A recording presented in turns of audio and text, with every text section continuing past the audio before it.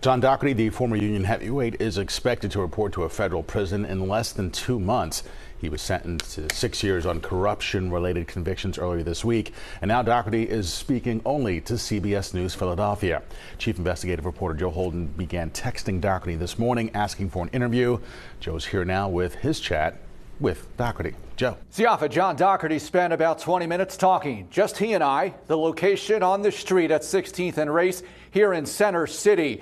The man who had presided over organized labor in Philadelphia for decades had his head on a swivel with people honking and waving, wishing him well, while talking about yesterday's court hearing.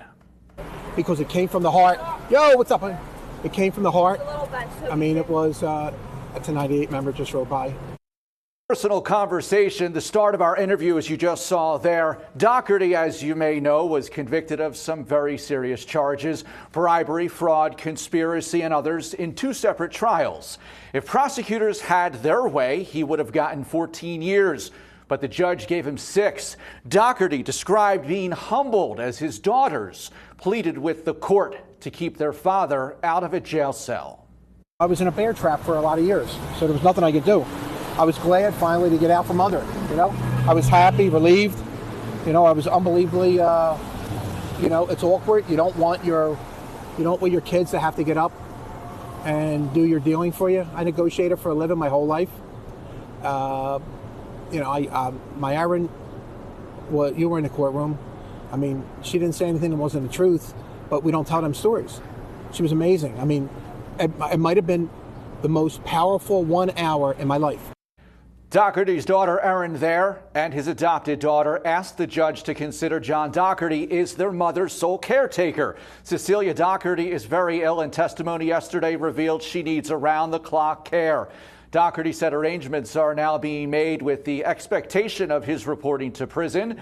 Dougherty, for the first time yesterday, also acknowledged his guilt, saying he was sorry and had gotten in over his head. One of the questions you asked earlier was, if you took complete responsibility for it, why didn't you do something earlier? Well, we tried. It takes 2 to do a deal. There was really never an urgency to do any arrangement with me, because my goal was to take, to be the only one, that took the hit. You saw what I said. Them years were very complicated years. Complicated years, the understatement. Dougherty is also on the hook for hundreds of thousands of dollars in asset forfeiture, but for now he is focused on his ailing wife.